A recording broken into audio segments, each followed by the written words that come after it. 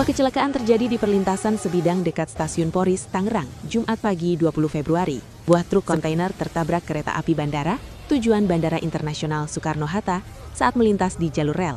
Menurut Kasat Lantas Polres Metro Tangerang Kota, AKBP Nopta Histaris Suzan, insiden bermula ketika truk mencoba melintasi perlintasan sebidang dan diduga tersangkut tepat di tengah rel. Di saat bersamaan, kereta bandara melaju di jalur tersebut. Karena posisi truk tak dapat segera dipindahkan, tabrakan pun tak terhindarkan. Beruntung, tidak ada korban jiwa dalam peristiwa ini.